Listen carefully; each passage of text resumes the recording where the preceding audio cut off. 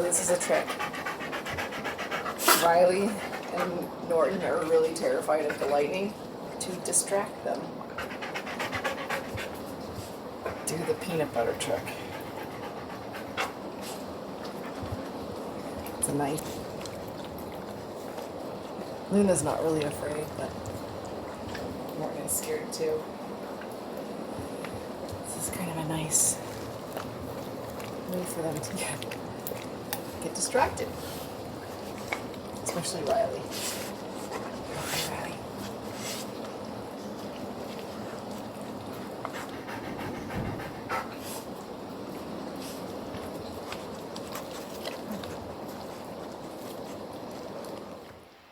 Hello everyone, welcome back.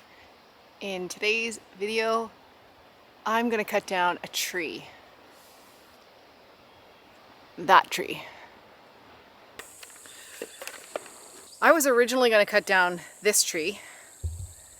I as in kind of more like we. Here, let me.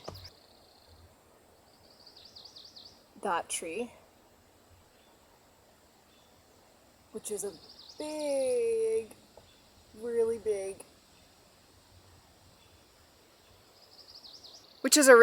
big, dead standing Douglas fir. That tree has been dead standing for I think 3, possibly going on 4 seasons now. I don't know if you can quite tell in the video how much it leans, and it's leaning towards this thick part of the forest. There's an opening that way that we want it to drop. But that's not something that I am going to do by myself.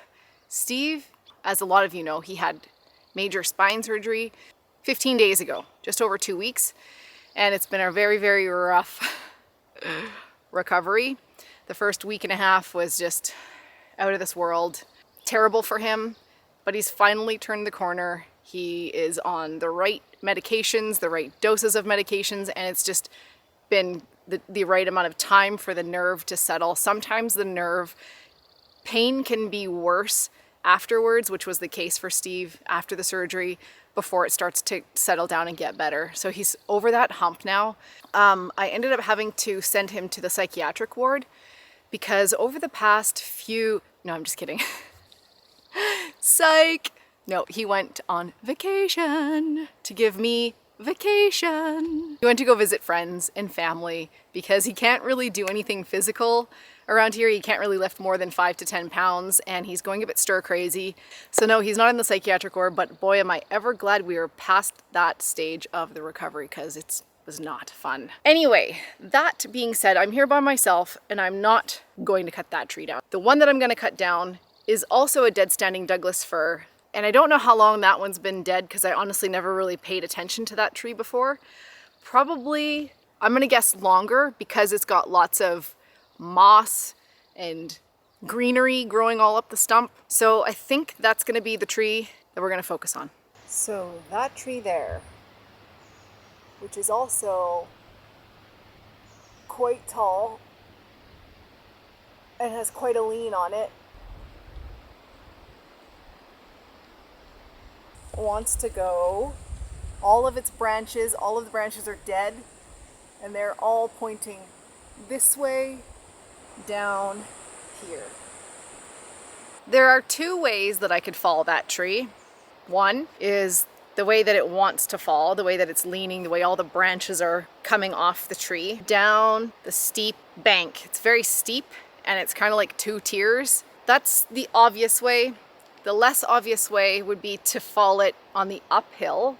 That would require a different technique. It would require roping the tree and tying it to bring it down, to help bring it down, or to help prevent it from wanting to go the way that it wants to go. And I think that doing it on the uphill would preserve a lot more of the tree, the integrity of the tree. There's a couple of other trees that would have to be cut down. And actually, yeah, probably a lot more trees that it's gonna like run into. I also think that's kind of a 2-person job just because I don't have that much experience. The other way, the way that it wants to go, I think it's gonna, depending on how it falls, it's just gonna smash the tree a lot, which I'm trying to use the wood. But as long as I can preserve the first 16 feet, the best solid 16 feet that I can. Probably a lot of the top of the tree is kind of dead anyway. Also, that way we don't really use that part of the property, so I don't really have to worry about cleaning up all the dead branches in the crappy part of the tree, whereas if I follow it the other way, that's a lot more cleanup because that's kind of like our walking area. So there's pros and cons to both. Probably having a spot might be a good idea, so I'll see how it goes. I might just take my wedge out or my notch and see what the condition of the tree looks like before I continue, and then I could always call a friend to spot me. Did I mention I got a new saw? I got a new saw. And while it was raining yesterday too, I spent the day playing with my new saw. Oh, you're a nice little saw. What's this made of? Oh, very nice. Tickle, tickle, tickle. Let me see your teeth. Oh my. What sharp teeth you have. This was my first chainsaw. I got this saw, I guess, in 2016, I suppose. It's been an okay saw, to be honest. I haven't loved it. It has always had a problem starting, and I'm not the only one that feels that way. Steve agrees with me. It's just a challenging saw to start. It does need a tune-up. It's been okay. It's done me good, but it needs a little bit of work, and not that I'm not going to do that. That aside, I did want to buy a different saw. I kind of wanted to jump all the way over to steel.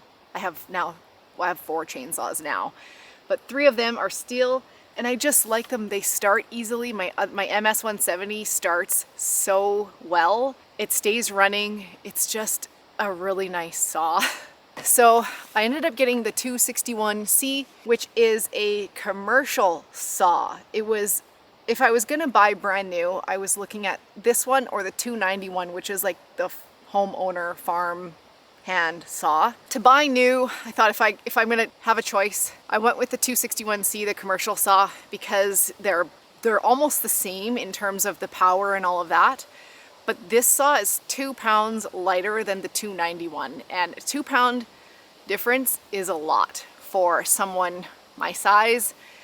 So I feel like I would reach for this saw a lot more, 2 pounds lighter. So far I'm really liking this saw. I've been playing around with it a little bit, more than just playing with its nose and its teeth, while I contemplate my life. Get myself ready to cut that tree down. I think I'm gonna call Bruce. But arguably, one of the most important things to do before cutting a tree down in the forest is to make sure that all of your pets are not anywhere near you. So I'm going to go up to the house and do a head count and make sure everyone is up there safe, away from here. I'm pretty far away from the house, so last time I checked, they are all up there, but good to double check. 1, over there, Norton. 2, oh, can hear Clyde. 3, Luna. 4. I think Riley's inside.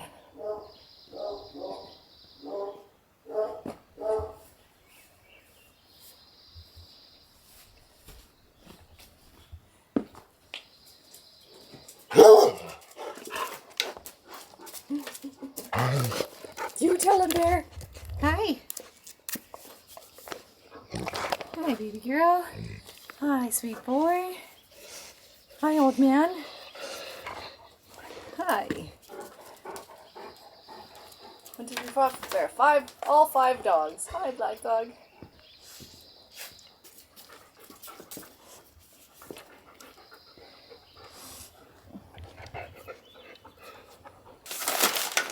Speaking of pets, I want to thank Sundays for sponsoring the video today. I would have more and more and more dogs. I'd have more than 5 if I could. I often come back to this quote I saw years ago that says, when women reach a certain age, they start acquiring more and more dogs. It's called menopause.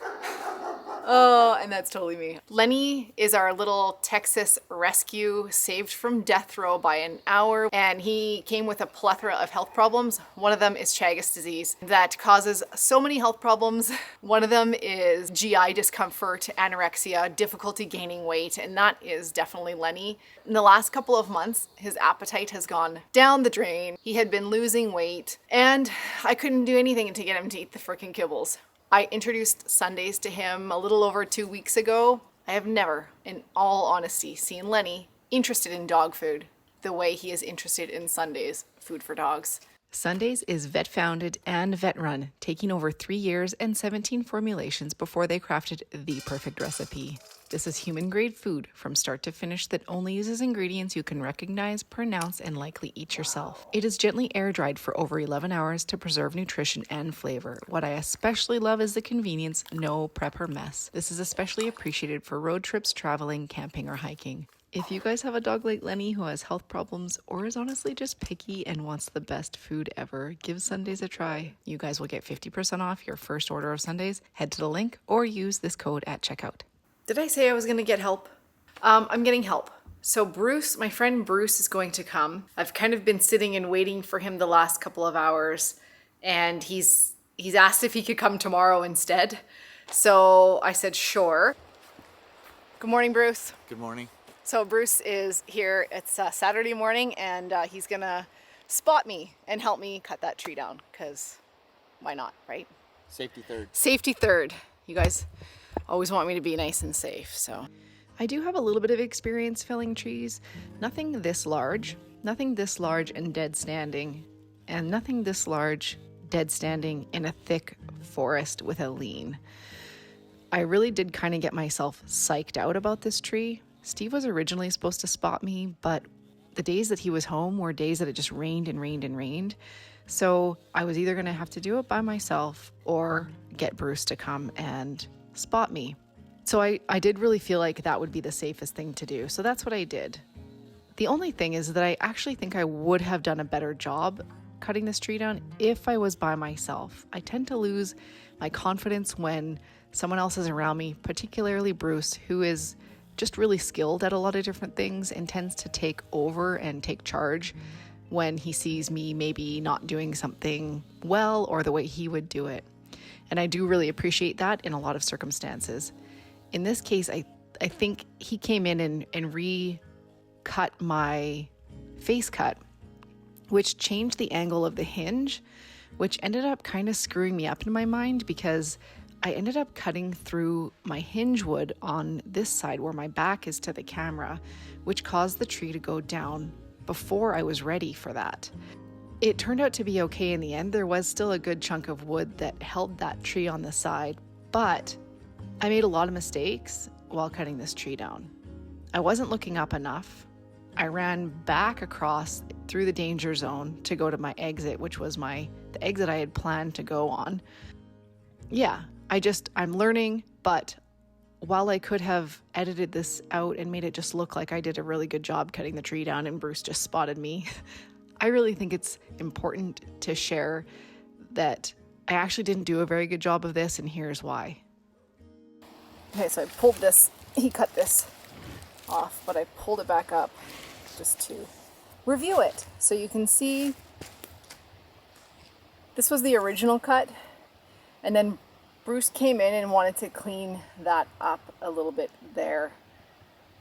And so when I came and started my back cut, I started here, and then I moved over here, and I kept my line with the original hinge.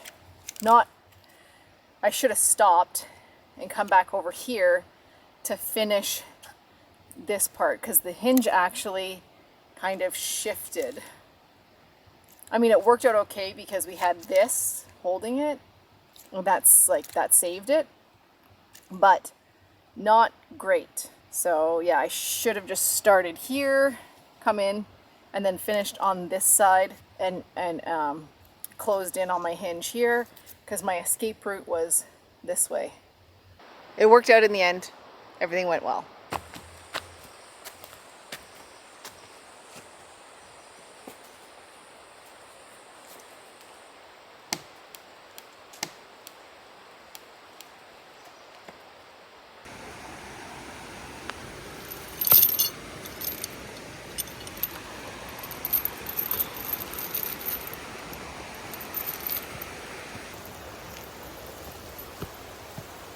CrossFit.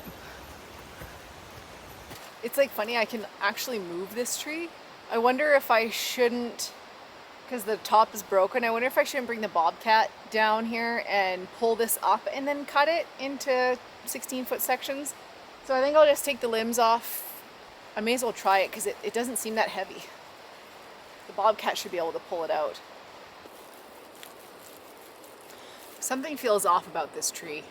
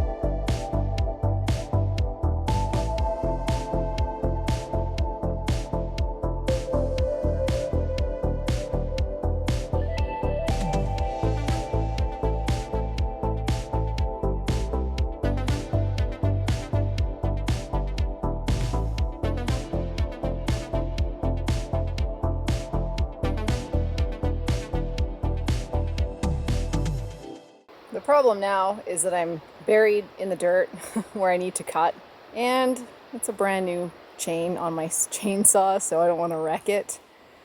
I wonder if I can't roll it now. I didn't want to cut it down there because I didn't want to have to climb all the way down there. I didn't know if I'd have enough chain to get all the way down if it was down there, but maybe I should have planned that. Marked 16 feet and then planned where it was so that I could cut it where it was a little bit suspended.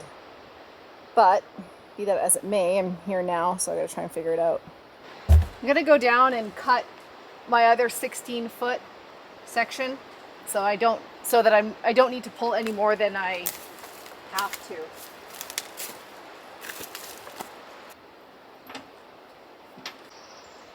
I went and got my strap from the sawmill. I feel like this is the chain is so long and cumbersome, so I just need to rotate it one way or the other. So I'm gonna come and just lift up and hopefully rotate it enough just to turn it so I can cut it.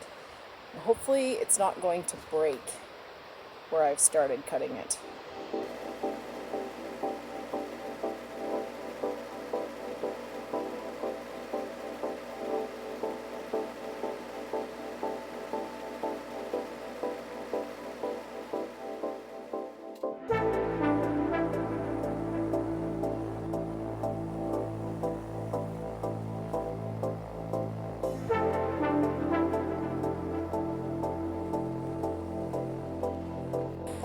That bit there so that when I cut through, I'm hopefully going to hit that slice, that cookie, instead of the dirt.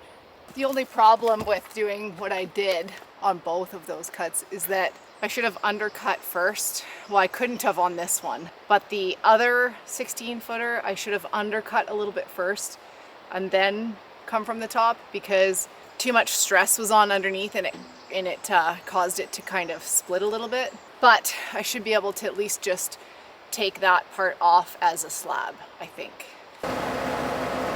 Toodles.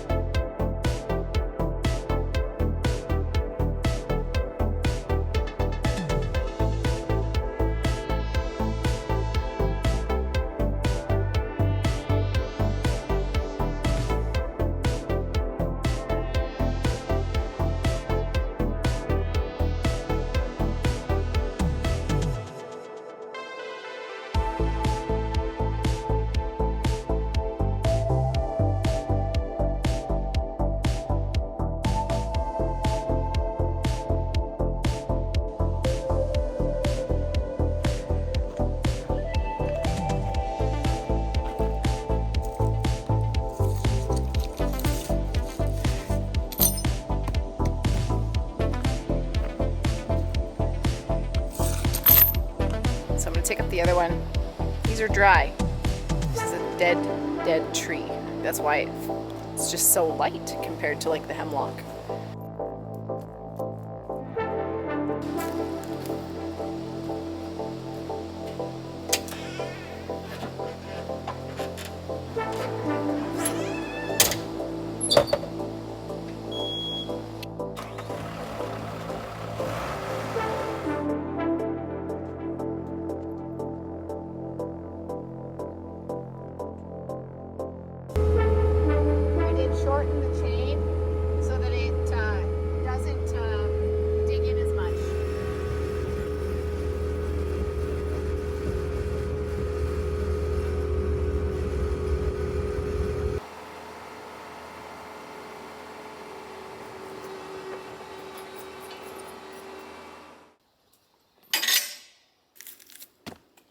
there you have it. So here's where I screwed up and didn't undercut and caused this. But you can see that actually there is the sapwood, like whatever, that outer ring is no good. Center is okay, but this, I think it's called this, like the sapwood, the outer ring area is kind of no good. This tree has definitely been dead standing longer than that other really bent one. See, wouldn't this have been nice on those 3 logs up at the house?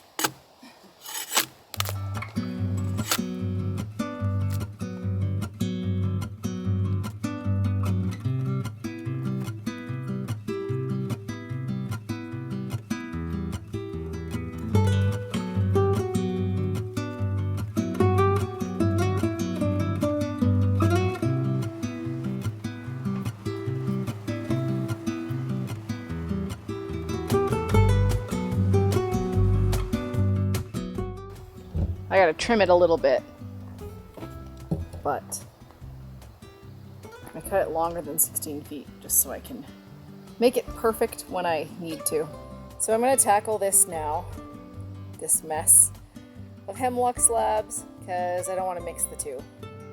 I want to save the better parts of these hemlock slabs, not put them in the firewood rack, because I kind of want to do something with them, like something fun, I don't know, siding or some stupid thing that is pointless. Some of it's too good to just be firewood. We have enough firewood.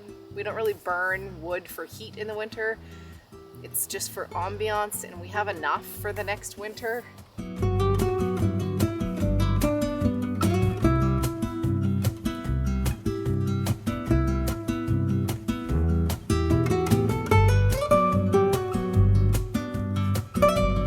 Okay, so I got that cleaned up. I've got Mr. Big on here. And it's about 6 o'clock, so I'm going to call it a day for here. I'll start milling this tomorrow, but that's gonna have to be for another video. Yeah, I should eat something, take the dogs for a walk, maybe go for a run or a bike ride. And there's one more thing actually that I realize I haven't shared with you yet. I had been thinking about this idea for some time, a few months, and brewing up how I was gonna bring it up with Steve. And much to my surprise, he thought it was also a really good idea that we add an addition onto the house from the workshop. So out to here where the stairs came. Basically this whole section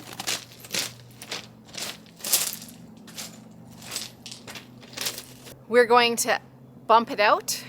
I'm gonna put a door where the window is, and that's gonna be my workshop. Not the biggest space, but it solves so many of the problems that we had about making a decision. Steve didn't want it out in the front of the house, and the only other place to really put a separate building is to put it down by the sawmill.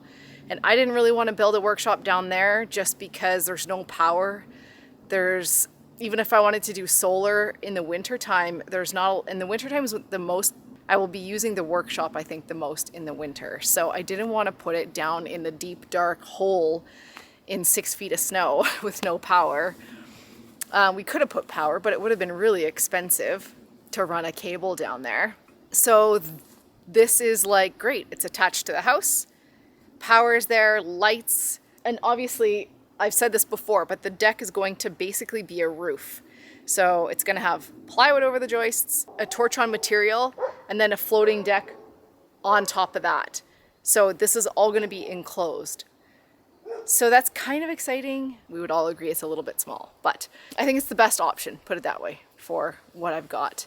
And Steve agrees to it, so Dilly knows about it. And so once the deck is done, yeah, close in a space here and start building a little workshop for myself. Okay, that's officially it. Time to go play with puppies and eat. Remember Coda? Coda was a dog I helped foster a couple of weekends ago, and he was actually scheduled to go to an adoption event that weekend. I really didn't want him to go to it because I knew it would mean I would never see him again. I spent the weekend trying to find him a home, and I did. While I really wanted to keep Coda for myself, I do have to be realistic as my plate is very full these days as it is. There are occasional slivers of space in my world, and I wanted to keep those bits of space open to do things like fostering or help other people out with their dogs when they need it. So we will be seeing Coda again. I didn't post a video last week for that exact reason, just time management, trying to keep up with everything and feel somewhat balanced at the end of the day. I really felt like I needed to keep working outside last weekend versus stopping for a whole day to edit a video. And while missing videos is often considered detrimental to the YouTube algorithm, it's really important for me to remember that I'm not making videos for the algorithm. I'm making videos for you, the people who watch them. Thank you again to Sundays for honestly changing Lenny's life these days, and thank you for watching. I wish you guys all a lovely week ahead, and I will see you in the next video. Bye.